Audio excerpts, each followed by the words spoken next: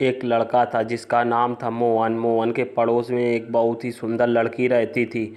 लड़की का नाम था सुमन। सुमन देखने में बहुत ही सुंदर थी, लेकिन वह देख नहीं सकती थी।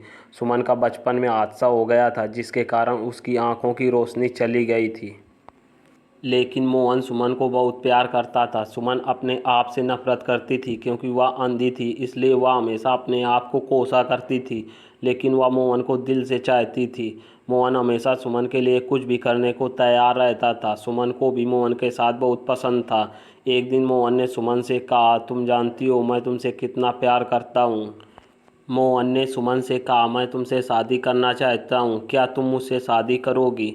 सुमन मोहन से बोली, तुम मेरे बारे में सब कुछ जानते हो, मैं अंधी हूँ और मैं कोई काम भी नहीं कर सकती।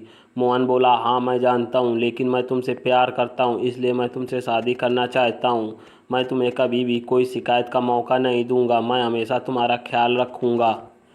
मोहन बोला, मैं ऐसा क्या करूं जिससे तुम मुझसे शादी करने को तैयार हो जाओ?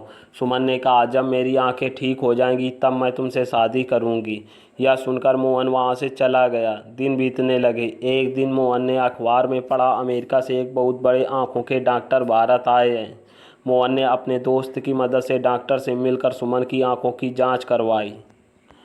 डॉक्टर ने बताया कि सुमन की आंखों का इलाज हो सकता है अगर कोई अपनी आंखें सुमन को दान कर दे। सुमन आंखों के ऑपरेशन के लिए अस्पताल में एडमिट हो गई। मोहन ने आंखों के डोनर का भी इंतजाम कर दिया। सुमन की आंखों का ऑपरेशन सफल रहा। अब सुमन की आंखों की रोशनी वापस आ गई। सुमन ने सबसे पहले मोहन को देखने की इच्छा जताती है, लेकिन जब वह मोहन को देखती है तो वह चौंक जाती है, क्योंकि मोहन अब अंधा हो चुका था।